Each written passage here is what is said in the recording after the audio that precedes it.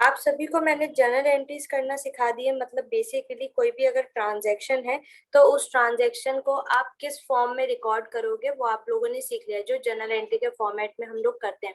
लेकिन टैली के अंदर जब भी हम जर्नल एंट्री बनाते हैं या जर्नल एंट्री को रिकॉर्ड करते हैं तो वो जो पर्टिकुलर अकाउंट्स होते हैं, जैसे कि आप लोगों को मैंने दिखाया है, समझाया है और आप लोगों ने भी कराया कि जर्नल एंट्री करते वक्त 2 या 3 अकाउंट आपके इफेक्ट होते हैं। तो वो जो 2 या 3 अकाउंट्स होते हैं वो भी किसी नेचर से बिलोंग करते हैं कि या तो वो एक्सपेंस है या तो वो इनकम है या वो किसी तरीके का लोन है या कैपिटल है। तो हमारे अंदर जो हमारे टैली में सॉफ्टवेयर है उसमें हमारे पास क्या है कि हमें हर एक अकाउंट को एक ग्रुपिंग प्रोवाइड करनी होती है, जिसके बेसिस पे टैली ये आइडेंटिफाई करते हैं कि आप उसे रिपोर्ट में कहाँ दिखाओगे। ठीक है, सिंपल इन शॉर्ट कि जब तक आप उसको उसके ग्रुप नहीं बताओगे तो टैली क्लियर नहीं कर पाएगा कि ये किस चीज के लिए है, ये अकाउंट किस लिए। क्योंकि हो सकता है मैंने किसी का नाम बनाया, मैंने मान लीजिए मोहन अकाउंट बनाया, तो मोहन अकाउंट पर्सनल तो है, ऑब्वियस है, लेकिन वो क्या है, क्या वो डेटर है, क्या वो क्रेडिटर है, या उससे मैंने लोन लिया है, या वो मेरे लिए लाइबिलिटी है, किस फॉर्म में है वो। क्योंकि एक नाम कुछ भी डिफाइन कर सकता है। एक एसेट है, वो एसेट मैंने परचेज करा है या वो एसेट मैंने सेल करा है। ठीक है, या सेम पॉइंट पे बैंक, बैंक में पैसा आ रहा है या बैंक में पैसा जा रहा है, तो हमें ये सारी चीजें डिफाइन करनी पड़ेगी, तभी वो ये समझेगा कि हमें किस ग्रुप में उसको दिखाना है। ठीक है, तो हमारे पास टैली में आपके पास जो है 28 ग्रुप्स है। 28 ग्रुप्स में आपको ये चीज याद रखनी कि कितने हैं, प्री डिफाइंड। प्री डिफाइंड मतलब जो ऑलरेडी आपके इसमें बने हुए हैं, आपको क्रिएट करने की जरूरत नहीं है। तो कितने क्रिएटेड हैं, 28 ग्रुप्स हैं। ठीक है, उन 28 ग्रुप्स में से आपके क्या है, 15 प्राइमरी ग्रुप्स हैं और 13 सेकेंडरी है। अब प्राइमरी और सेकेंडरी का मतलब क्या है कि प्राइमरी ग्रुप जो कि मेन ग्रुप है, लेकिन जो सेकेंडरी ग्रुप है वो कहीं ना कहीं प्राइमरी ग्रुप में ही आ रहे होंगे, लेकिन क्योंकि उसकी नेचर अलग है इस वजह से। फॉर एग्जाम्पल आप लोग ये समझ लीजिए, जैसे कि लोन समझ लीजिए, लोन्स वगैरह होते हैं या ओवरड्राफ्ट वगैरह होता है। एंड अगर हम देखा जाए तो ये हमारे लिए अलग है कि लोन है, सिक्योर्ड है, अनसिक्योर्ड है, वो भी हम लोग लेटर ऑन पढ़ेंगे। लेकिन उसकी मेन ग्रुपिंग क्या है कि वो एक लाइबिलिटी है। तो सेकेंडरी में तो उसका क्या आएगा कि वो क्या है, एक्चुअली में कौन से लोन से बिलोंग करते हैं, लेकिन इनडायरेक्टली वो किस ग्रुप से लिंक्ड है, प्राइमरी में वो लाइबिलिटी से ही लिंक्ड है। अभी आप लेटर ऑन इसमें और देखोगे तो और क्लियर होता चलेगा। सबसे पहले ग्रुप है आपका कैपिटल अकाउंट। तो कैपिटल अकाउंट क्या होता है, this records the capital and the reserves of the company. The ledger that belongs to capital account are share capital, partners capital, proprietors capital account. तो बेसिकली कंपनी के point of view से देखो तो आपकी share capital होती है, या owner ने जो पैसा लगाया वो कैपिटल अकाउंट से होता है। अगर आपका बिजनेस पार्टनरशिप फर्म है, पार्टनरशिप फर्म मतलब आप पार्टनरशिप में आपने बिजनेस किया हुआ है, तो जिन जिन ने जितनी जितनी कैपिटल लगा रखी होगी, अगर 3 जनों का बिजनेस है तो तीनों ने कुछ ना कुछ तो इन्वेस्ट करा होगा, तो वो जो होता है वो पार्टनर्स कैपिटल। प्रोप्राइटर जब आप सिंगल ओनर हो, मतलब आप ही का बिजनेस है, आप ही काम कर रहे हो, तो आपकी जो कैपिटल लगी हुई है। तो बेसिकली ओनर के एंड से बिजनेस में जो भी इन्वेस्टमेंट हो रखी होती है वो सभी हम कैपिटल अकाउंट में शो करते हैं। ठीक है, देन नेक्स्ट है आपका रिजर्व्स एंड सरप्लस। तो किसी भी तरीके का रिजर्व होगा या सरप्लस होगा वो आप इसमें ग्रुपिंग दोगे। देखिए, रिजर्व और सरप्लस आपके 2 तरीके के हो सकते हैं। कैसे, एक आपका जो होता है जनरल रिजर्व होता है, दूसरा आपका कैपिटल रिजर्व। तो जनरल रिजर्व हमारा जनरली हम क्या रखते हैं, एज अ सेविंग रखते हैं कि हमें अगर आगे कभी फ्यूचर में अपना बिजनेस बढ़ाना होगा या हमें क्या करना होगा, या फिर सपोज हमें डिविडेंड्स वगैरह, शेयर होल्डर्स जो है उनको डिविडेंड्स वगैरह पेमेंट करनी होगी, वो सब हम जनरल रिजर्व से करते हैं। कैपिटल रिजर्व, कैपिटल रिजर्व हमेशा वो नुकसान या वो चीजें जो आपकी एसेट, कैपिटल मतलब एसेट से लिंक्ड होती हैं जो सारी चीजें, या तो एसेट को राइट ऑफ करने के लिए, right of in the sense जैसे कि आपके ये डेटर्स वगैरह होते हैं, जैसे बैड डेब्ट्स हो जाते हैं। बैड डेब्ट्स मतलब आपने किसी को सामान दिया हुआ था उधारी पे, वो डेटर हो गया, लेकिन जब वो इंसान आपको पेमेंट नहीं कर पाता तो जो आपका पैसा डूब जाता है तो हम उसको बैड डेब्ट बोलते हैं। ठीक है, तो वो सारी चीजें, इन सब चीजों को राइट ऑफ करना या फिर किसी एसेट की वैल्यू आपकी ऊपर नीचे होती है तो उसको बैलेंस करना, ये सारी चीजें आपकी कैपिटल रिजर्व से होती है। Then retained earning, retain earning आपका वो पार्ट होता है जो आप प्रॉफिट से अलग रखते हो, मतलब प्रॉफिट हुआ उसके बाद आप रिटेन अर्निंग कुछ अपने साइड में रखते हो कि आगे जाके आपको अगर डिविडेंड्स वगैरह पे करने होंगे या फिर कहीं इन्वेस्टमेंट वगैरह करनी होगी तो उस पर्पस के लिए आप रिटेन अर्निंग को रखते हो। इन शॉर्ट, अगर आप कहीं पर भी देखोगे कि रिजर्व है, सरप्लस है या किसी भी तरीके का reserve, general reserve, capital reserve, reserve for कुछ भी लिखा होगा, आप उसको जो ग्रुप दोगे वो रिजर्व और सरप्लस ही दोगे। क्लियर है? क्लियर है आप सभी को? सिर्फ सोहेल को ही पता है कि कैसे आंसर करना है, आप सभी को नहीं पता है? Yes ma'am. सभी को मैंने बोला हुआ है ना कि आप सिंपली हैंड रेस करके भी आंसर दे सकते हो। Yes ma'am. या सिंपल है, क्योंकि ऑब्वियसली इतने सारे स्टूडेंट्स अगर सब बोलेंगे तो आवाज नहीं आएगी, बट सिंपली आप इतना तो कर सकते हो ना कि आपके पास, सभी के पास सिंबल्स है कि हैंड रेस करके मुझे क्लियर कर दो वो चीज। Yes ma'am.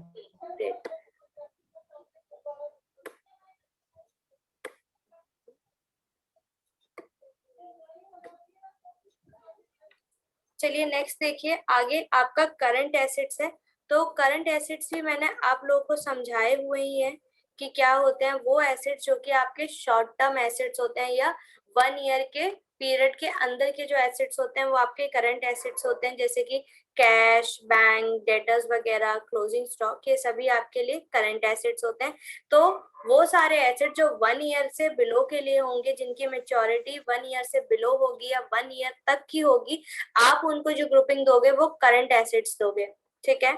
देन कोई भी bank account, all current bank accounts are grouped under bank accounts. तो सिर्फ करंट ही नहीं, करंट यहाँ पे इसलिए लिखा हुआ है क्योंकि जनरली जो बिजनेसमैन अकाउंट यूज करते हैं वो करंट अकाउंट यूज करते हैं। बट अगर आपने अदर कोई भी बिजनेस अकाउंट, मतलब आपने कोई भी ऐसा बैंक जो आप प्योरली बिजनेस के लिए यूज करो, तो उसकी ग्रुपिंग भी आप बैंक अकाउंट में ही करोगे। ठीक है? देन कैश इन हैंड, जो नॉर्मल कैश होता है, फिजिकल कैश जो रहता है आपके पास, उस कैश को और पेटी कैश को दोनों को ही ग्रुपिंग आप कैश इन हैंड में दोगे। ठीक है? Then loans and advances asset. तो देखो लोन्स और एडवांसेस के रिगार्डिंग,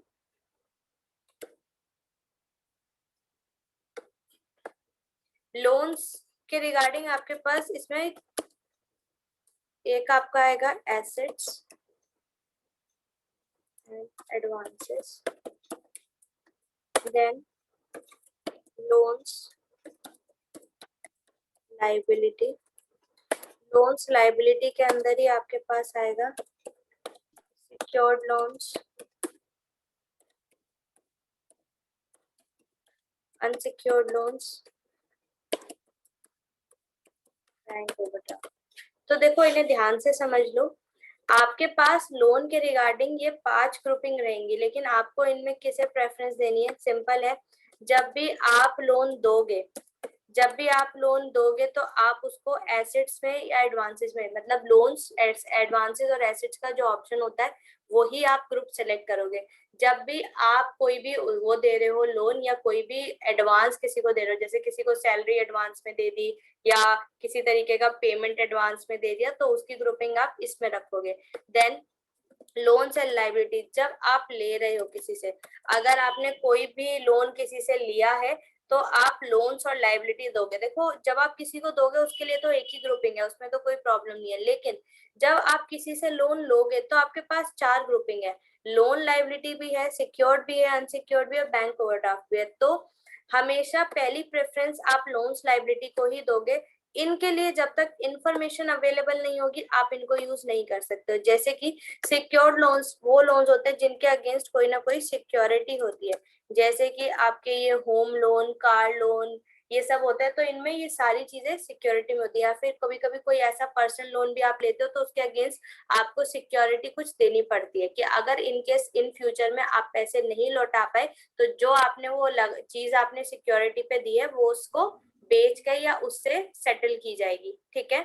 अनसिक्योर्ड लोन्स वो लोन्स होते हैं जिनके अगेंस्ट कोई सिक्योरिटी नहीं होती, जैसे कि आपके एजुकेशनल लोन या पर्सनल लोन्स, इन सब के अगेंस्ट जनरली सिक्योरिटी कुछ भी नहीं होती है। बैंक ओवरड्राफ्ट मैं आपको समझा चुकी हूँ, वो फैसिलिटी जो कि करंट अकाउंट पे बैंक प्रोवाइड करता है कि आप ओवर द लिमिट आप वो कर सकते हो विड्रॉ, ठीक है।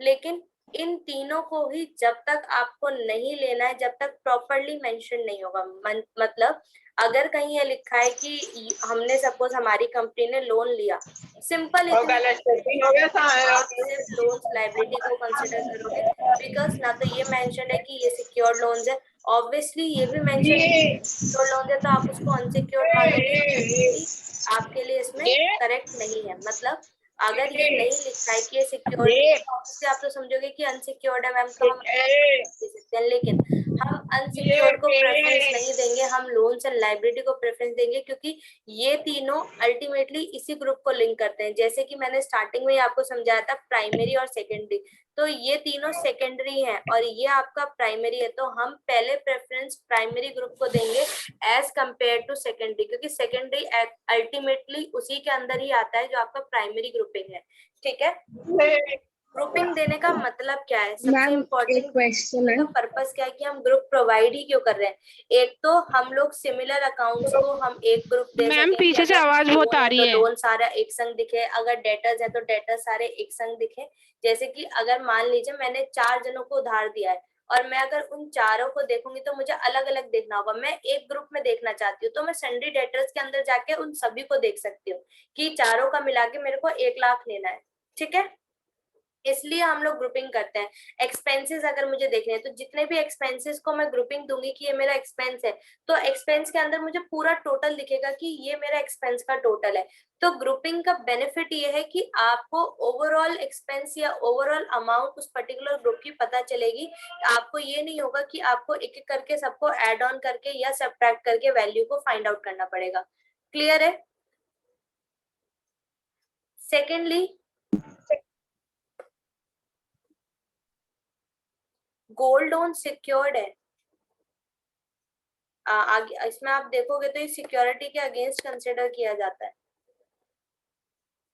ओके मैम, वही से आपका, हाँ मैं ये बोल रही थी कि ग्रुपिंग्स हम और भी क्यों प्रोवाइड करते हैं, इसलिए भी प्रोवाइड करते हैं कि क्रेडिट और डेबिट नेचर, देखो आप लोग जब आपने अभी एंट्री करना सीखी तो आपने एक चीज नोटिस करी कि हम लोग डेबिट किसको करते हैं और क्रेडिट किसको करते हैं, ये बहुत इंपॉर्टेंट है।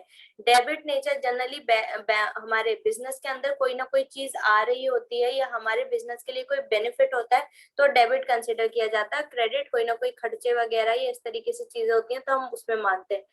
तो डेबिट और क्रेडिट नेचर देना बहुत इंपॉर्टेंट है, क्योंकि टैली में वही चीज कंसिडर की जाएगी। जैसे फॉर एग्जांपल ओनर का पैसा हमारे लिए लाइबिलिटी ही माना जाता है, तो हम उसको क्रेडिट नेचर देते हैं। तो जब आप कैपिटल अकाउंट उसको दोगे तो कैपिटल अकाउंट मतलब ऑटोमेटिकली उसको ये क्लियर है कि वो जो भी आप चीज उसमें डालोगे वो क्रेडिट नेचर की ही दिखेगी। आपको क्लेरिफाई नहीं करना पड़ेगा कि कैपिटल है तो इसको क्रेडिट करो या डेबिट करो।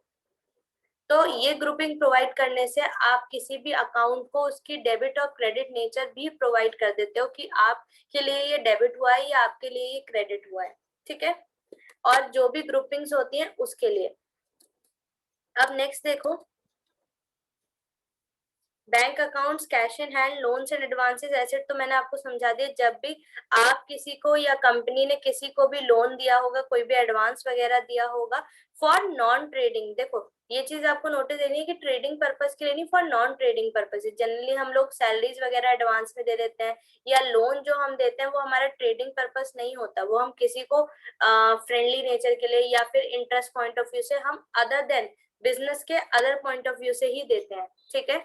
तो वैसे लोन्स वगैरह वो सारे ही आपके लोन्स एंड एडवांसेस एसेट में आएंगे। देन स्टॉक इन हैंड, तो स्टॉक इन हैंड में आपके वो गुड्स जो भी आपके रॉ मटेरियल हो, चाहे वो प्रोग्रेस में हो, मतलब मैन्युफैक्चरिंग में क्या होता है, आप पहले एक रॉ मटेरियल खरीदते हो, उसको प्रोसेस करते हो, फिर फाइनल प्रोडक्ट बनाते हो। तो ऐसा तो है नहीं कि प्रोसेसिंग एक ही दिन में खत्म हो जाएगी, ठीक है, डे बाय डे चलती है। तो वो गुड्स जो रॉ मटेरियल है, वो गुड्स जो अभी बने नहीं आधे में है, या वो गुड्स जो बन चुके हैं, वो तीनों के तीनों ही आपके लिए क्या है, स्टॉक, ठीक है। Then sundry debtors, sundry debtors आपको स्टार्टिंग में ही समझाया था, वो पर्टिकुलर पर्सन या वो पर्टिकुलर ऑर्गेनाइजेशन जिसको आपने क्रेडिट सेल करी हो, बिजनेस ने जिसको सेल तो की है लेकिन क्रेडिट बेसिस पे करी है, जिसकी पेमेंट रिसीव नहीं हुई है, तो वो इंसान आपके लिए क्या होता है, डेटर होता है, या वो ऑर्गेनाइजेशन हमारे लिए क्या होती है, डेटर होती है। Current liabilities again short term liabilities, वो लाइबिलिटी जो कि आपको 1 ईयर के पीरियड के अंदर अंदर पे करनी होती है, ठीक है, या फिर आउटस्टैंडिंग। देखिए आपकी जो ये करंट एसेट्स और करंट लाइबिलिटीज है, इसके अंदर और भी क्या आता है, आपके प्रीपेड एक्सपेंसेस और आउटस्टैंडिंग एक्सपेंसेस। तो प्रीपेड और आउटस्टैंडिंग एक्सपेंसेस क्या होते हैं वो भी समझ लीजिए।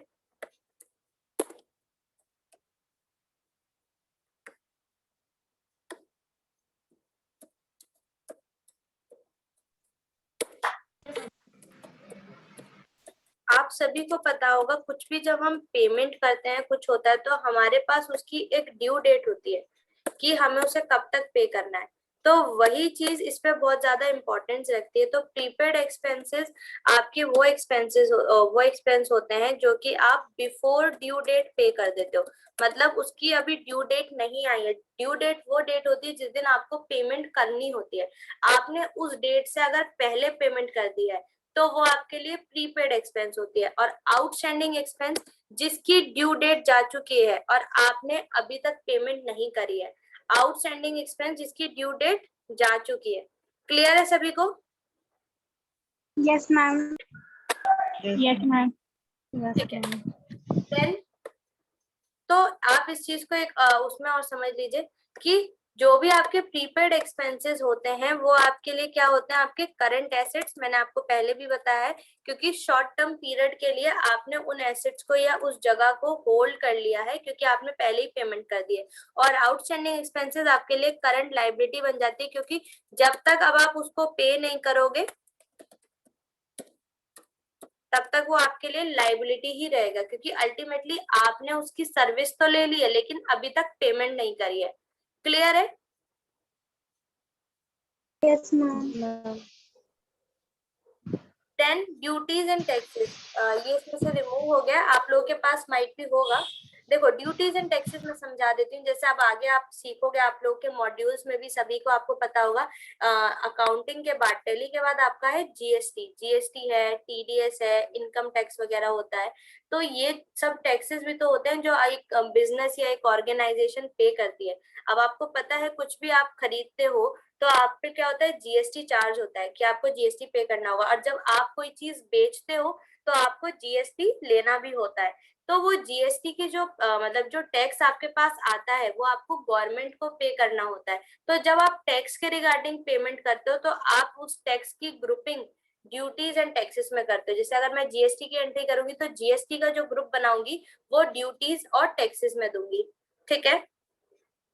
देन प्रोविजंस भी मैंने आप लोगों को आई थिंक पहले ही समझाए थे, जब मैंने आपको ये समझाया था डेब्ट्स वगैरह, डेटर्स वगैरह, कि अगर हमें पता है कि इन फ्यूचर हमें कोई लॉस हो सकता है या कोई हमारा खर्चा होने वाला है, लेकिन हमें उसके बारे में अभी कुछ इन्फॉर्मेशन नहीं है, बस इतना पता है कि हो सकता है, कब होगा, कितने का होगा, अगर हमें ये चीजें नहीं पता है तो हम उसके लिए ही पहले से क्या कर लेते हैं, प्रिपरेशन कर लेते हैं। जैसे कि मान लीजिए मुझे कोई कोर्स सीखना है, आफ्टर लॉकडाउन सीखना है, ठीक है, अभी ये नहीं पता कब सीखना है और वो कितने का होगा, लेकिन मुझे सीखना है, तो उसके लिए मैं कुछ ना कुछ अपने पास सेव करती हुई चलूंगी, ठीक है, जब मुझे जरूरत होगी मैं उसको पेमेंट कर दूंगी। इसी तरीके से प्रोविजंस भी होते हैं कि जब हमें पता है कि खर्चा होने वाला है इन नियर फ्यूचर, कब होगा, कितने का होगा ये नहीं पता पर होगा, तो उस केस में हम क्या करते हैं, अपने पास प्रोविजंस क्रिएट करके रख लेते हैं कि जब वो खर्चा या वो नुकसान होगा तो हम उसको इससे सेटल कर सके। क्लियर है? देन सन्ड्री क्रेडिटर्स, आपको क्रेडिटर्स भी पता है क्या होते हैं, वो जिनसे आपने क्रेडिट में परचेज कर रखा होता है, तो वो ऑर्गेनाइजेशन या वो बिजनेस या वो पर्सन जिसने आपको सेल करी है क्रेडिट पे, वो आपके लिए क्रेडिटर बन जाता है। डायरेक्ट एक्सपेंसेस, इनडायरेक्ट एक्सपेंसेस, ये मैंने एक्सपेंसेस और इनकम के वक्त ही आप लोगों को क्लियर कर दिए थे। वो चीज या वो एक्सपेंस जिसकी वजह से आपकी गुड्स की वैल्यू इंक्रीज होती है, वो डायरेक्ट एक्सपेंसेस, या वो चीज या वो इनकम जो आपके डायरेक्ट गुड्स की वजह से होती है, वो आपके लिए डायरेक्ट इनकम होती है।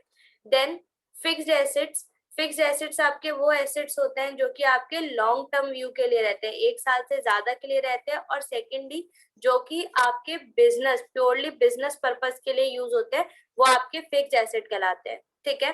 देन इनडायरेक्ट एक्सपेंसेस, वो एक्सपेंसेस जो कि अदर देन गुड्स के लिए आपने खर्च करा हो, जैसे कि आपने ऑफिस का रेंट वगैरह पे करा हो, इस तरीके की चीजें, या आपने कमीशन वगैरह पे करा हो, तो ये सारे खर्चे आपके बिजनेस के गुड्स को इफेक्ट नहीं करेंगे। तो ये सारी चीजें आपके लिए क्या होती हैं, इनडायरेक्ट एक्सपेंस। जैसे कि आपने ऑडिटिंग वगैरह कराई, या फिर आपने कोई लीगल की कोई आपने परमिशन ली, या फिर आपने ऑफिस के एक्सपेंसेस पे करे, तो ये सारी चीजों से आपकी गुड्स पे इफेक्ट नहीं पड़ रहा, उस गुड्स की वैल्यू इंक्रीज या डिक्रीज नहीं हो रही है, तो ये सारे आपके लिए क्या होते हैं, ये सारे आपके इनडायरेक्ट एक्सपेंसेस होते हैं। देन इनडायरेक्ट इनकम भी वो इनकम जो कि आपके अदर एक्टिविटीज की वजह से आपको मिलती है, जैसे कि आपने कोई एसेट बेच दिया, या आपको कोई कमीशन मिल गया, कहीं से डिस्काउंट मिल गया, तो ये सारी चीजें आपके लिए इनडायरेक्ट होती है। इन्वेस्टमेंट्स, इन्वेस्टमेंट जब आपने किसी एसेट में या आपने किसी चीज में कोई भी इन्वेस्टमेंट कर रखा होता है, जिसमें जिस चीज में आपको फ्यूचर में रिटर्न मिलेगा, वो इन्वेस्टमेंट आपका माना जाता है। इन्वेस्टमेंट और investing means that an asset is brought और that money is put into a bank to get a future interest from it.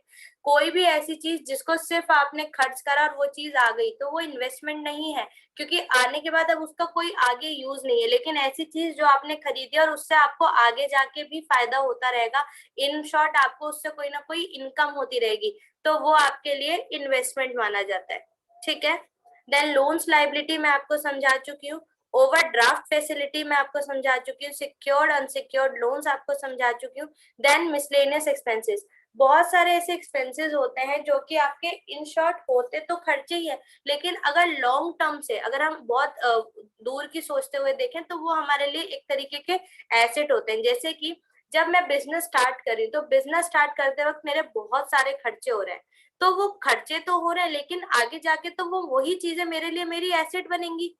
तो ऐसे एक्सपेंसेस जो कि नियर फ्यूचर में या long term point of view से आपके लिए एसेट बनते हैं, वो मिसलेनियस एक्सपेंसेस में आते हैं बेसिकली, ठीक है। या फिर वो सारे फिक्टिशियस एसेट जो कि आपके इंटेंजिबल, जैसे कि गुडविल वगैरह, या आप कोई भी क्लेम करते हो, या फिर जो भी इंटेंजिबल एसेट्स होते हैं, वो सारे आपके लिए किस में आते हैं, मिसलेनियस एक्सपेंसेस, जब आप उनको परचेज करते हो बेसिकली, ठीक है।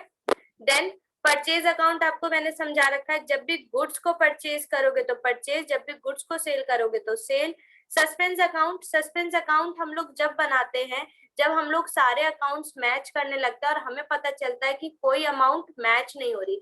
जब मैंने आप लोगों को लेजर वो जर्नल करना सिखाया था, तो मैंने आपको बताया था डेबिट और क्रेडिट, इन दोनों का बैलेंस हमेशा मैच करना चाहिए, कभी भी इनमें डिफरेंस नहीं आना चाहिए कि जितना डेबिट है उतना ही क्रेडिट होना चाहिए।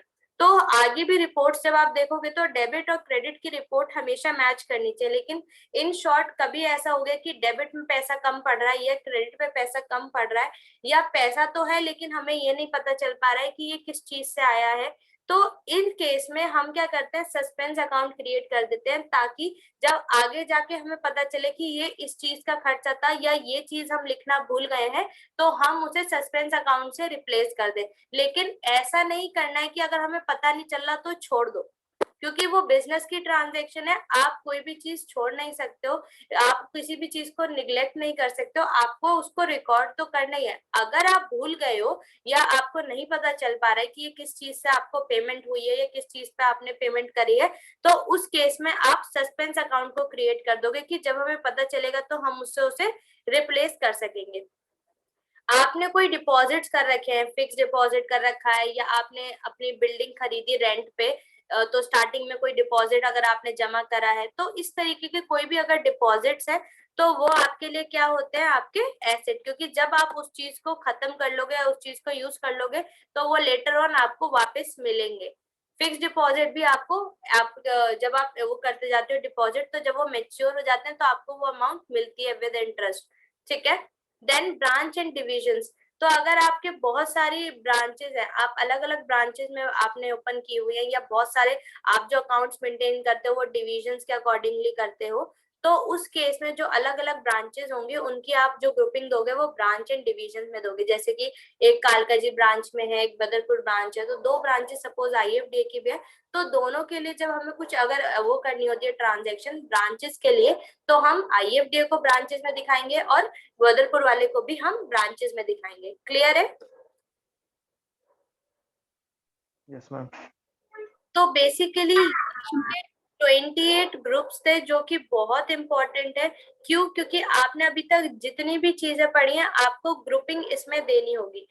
अब आप सभी लोग अपना होमवर्क समझ लो कि होमवर्क क्या है। अगर आपने ये सारी चीजें सही कर ली दैट मीन्स कि आप लोग ठीक कर रहे हो। मैं आप लोगों को असाइनमेंट में से ही दे देती हूँ। जो आपको मैंने आपको जो फर्स्ट कल जो मैंने आपको क्लास दी थी टेली प्राइम की, बेसिकली वो आपका फर्स्ट असाइनमेंट था, जो कंपनी को कैसे क्रिएट करते हैं वो सारी चीजें। आप लोग देखोगे ये आपका असाइनमेंट 1.2 है, ठीक है, सेकेंड असाइनमेंट है ये आपका। इस पे अब हम लोगों को क्या सीखना है, कंपनी वगैरह क्रिएट करना सीख गए, अब ओपनिंग बैलेंसेस बनाने। ओपनिंग बैलेंसेस आपके वो बैलेंस होते हैं जो कि आपके लास्ट ईयर पे आपने जो खत्म किया और अब आप उसको नेक्स्ट ईयर में लेकर आ रहे हो। सभी को मैंने ओपनिंग क्लोजिंग समझाया हुआ है। तो हमें इन बैलेंसेस को दिखाने के लिए ये सारे क्या है, ये लेजर्स हैं। इन लेजर्स को हमें ग्रुपिंग भी प्रोवाइड करनी है। फॉर एग्जाम्पल शेयर कैपिटल है तो इसकी ग्रुपिंग होगी कैपिटल अकाउंट, जनरल रिजर्व है तो इसकी ग्रुपिंग होगी रिजर्व एंड सरप्लस। तो नीचे बहुत सारी चीजें हैं, आपको क्या करना है, इन सभी को ग्रुपिंग प्रोवाइड करनी है आपको, ठीक है। अब इन सभी को ग्रुपिंग प्रोवाइड करने से पहले एक चीज और समझ लीजिए। ये तो मैंने आप लोगों को समझा दिया कि प्री डिफाइंड ग्रुप 28 ऐसे ग्रुप्स होते हैं जो प्री डिफाइंड होते हैं। उसी के संग संग 2 ऐसे लेजर्स भी होते हैं जो प्री डिफाइंड होते हैं। प्री डिफाइंड मतलब पहले से ही टैली में जब भी कंपनी क्रिएट करोगे तो बने हुए आते हैं। कौन से? एक तो कैश, एक प्रॉफिट एंड लॉस। तो देखो प्रॉफिट एंड लॉस और आपका कैश का क्या है, कैश एक बार को आप डिलीट भी कर सकते हो, दोबारा बना भी सकते हो, क्योंकि उसकी ग्रुपिंग कैश अकाउंट होगी, ठीक है। लेकिन प्रॉफिट एंड लॉस आपका इन 28 ग्रुप्स में से किसी में नहीं आता। ये टैली खुद से बना के देता है, आपको इसे बनाने की जरूरत नहीं है और ना ही ये डिलीट हो सकता है। अगर आप प्रॉफिट एंड लॉस ओपन करके ऑल्ट डी करोगे तो ये डिलीट भी नहीं होगा। सिर्फ इसके अंदर आप अमाउंट डालते हो और इसको बाय डिफॉल्ट टेली प्राइम के एंड से ही इसको ग्रुपिंग मिली हुई होती है जो कि प्राइमरी होती है। ऐसी कोई ग्रुपिंग नहीं है 28 ग्रुप में, लेकिन ये ऑटोमेटिकली टेली के एंड से प्री डिफाइंड रहता है कि प्रॉफिट एंड लॉस इनमें से किसी भी ग्रुप के अंदर नहीं आ सकता है। इसका ग्रुप आपको ऑलरेडी क्रिएटेड मिलता है, आपको सिर्फ इसके अंदर जाके अमाउंट डालनी होती है। तो इस असाइनमेंट में भी नीचे प्रॉफिट एंड लॉस है, तो आप कंफ्यूज मत होने लगना कि प्रॉफिट एंड लॉस को आप क्या ग्रुपिंग दोगे। तो इसको ग्रुपिंग नहीं देनी है, रादर ऊपर जितनी भी चीजें हैं इन सभी की ग्रुपिंग आप लिख के शेयर करोगे ग्रुप में। क्लियर है सभी को? Yes ma'am. Yes ma'am. Yes ma'am मतलब किस ग्रुप में डिवाइड करना है इनको, समझ नहीं आया थोड़ा सा मुझे। इनको ग्रुपिंग देनी है हर्ष। जैसे कि शेयर कैपिटल है तो कैपिटल अकाउंट होगा, जो ऊपर मैंने 28 ग्रुप्स बताए हैं, आपको बस ये फाइंड करना है ये सारी चीजें किसके अंदर आएंगी और वो ग्रुप लिख के देने हैं। तो मैम कॉलम्स कौन कौन से बनेंगे? बस यही बनेगा। मैम आप फर्स्ट वाले का एक बार करके दिखाओगे जरा। कुछ करने जैसा है ही नहीं हर्ष उसमें, मैंने सिंपल बोला तो शेयर कैपिटल की ग्रुपिंग कैपिटल अकाउंट, बस इतना ही है और कुछ नहीं है। तो शेयर कैपिटल के आगे कैपिटल अकाउंट लिख के छोड़ देना है बस। हाँ बस आप एक मतलब सिंपली शेयर कैपिटल डैश करके उसकी जो भी ग्रुपिंग है वो बतानी है। वो तो हम क्रिएट करते वक्त देखेंगे कि इसको क्या करना है, ये सारी चीजें क्रिएशन की वक्त है। अभी तो मैं आपसे थ्योरेटिकल बात कर रही हूँ, प्रैक्टिकल बात नहीं कर रही हूँ। और अमाउंट कहाँ डालेंगे मैम? अमाउंट नहीं डालना है हर्ष। Okay ma'am. मैम इतना बात करना है। हाँ कौन बोल रहा है? रोहित। हाँ रोहित बोलो। मैम व्हीकल जो 3rd नंबर व्हीकल है मैम, उसका ग्रुपिंग व्हीकल ही होगा ना? क्या होगा? एसेट होगा उसका ma'am group fixed asset. Rohit इसका ग्रुप जो होगा वो फिक्स्ड एसेट होगा। अगर आप कोई व्हीकल वगैरह खरीदते हो तो long term point of view से ही खरीदते हो, तो एक तो पहली बात एसेट ही होगा, फिर करंट होगा या फिक्स, तो ऑब्वियसली आप भी अगर अपने घर में कोई व्हीकल खरीदते तो 1 साल के अंदर तो ऑब्वियसली कोई नहीं बेचता, जनरली चलता है लंबा, तो व्हीकल को हम फिक्स एसेट ही मानते हैं। ठीक है। Yes, ma'am. 1 सेकेंड, अभी कोई लीव नहीं करेगा।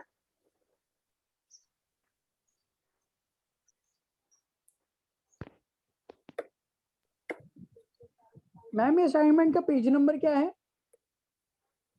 अभी बताती हूँ हर्ष, 1 सेकेंड। 43।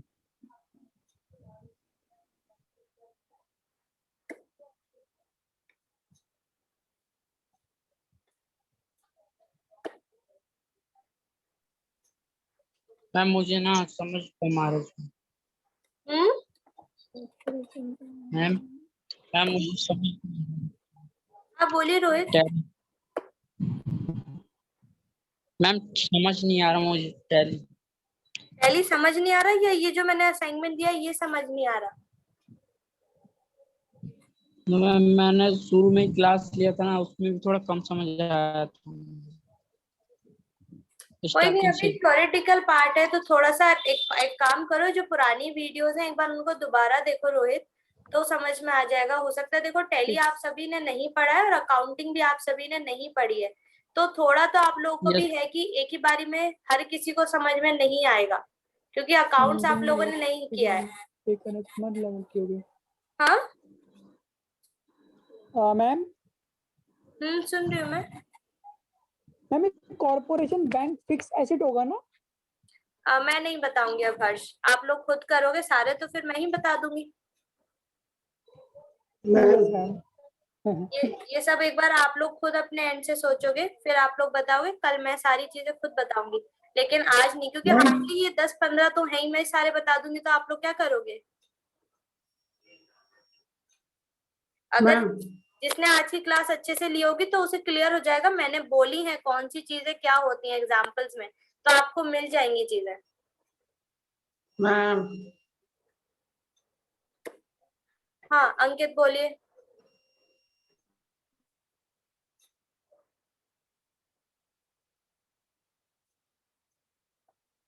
चलिए तो आप लोग यहाँ तक करिएगा, बाकी रोहित एक बार आप क्या करो, आप एक बार रिवाइज करो पीछे का थोड़ा सा, ठीक है। और वैसे भी अभी मोस्टली जुलाई तक हो सकता है खुल जाए या थोड़े बहुत टाइम बाद खुल जाए, तो एक बार मैं इसको, जो भी आपके किसी का अगर कोई डाउट होंगे तो वो देख लेंगे हम लोग, ठीक है।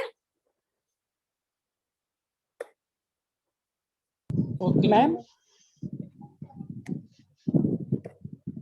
हाँ बोलिए हर्ष। मैम आप इसकी वीडियो सेंड करोगे ना आज? हाँ हाँ अभी करूंगी। यस मैम, क्योंकि मैं पूरी क्लास नहीं ले पाया था मैम। कब नहीं ले पाए थे? आज की मैम। बट पीछे की सारी रिकॉर्डिंग्स मैंने शेयर की हुई है ग्रुप में, एक बार आप गो थ्रू कर लो हर्ष, क्योंकि मेरे पास तो नहीं होती, मैं सेंड करने के बाद डिलीट कर देती हूँ, क्योंकि बहुत सारी रिकॉर्डिंग्स कलेक्ट हो जाती है।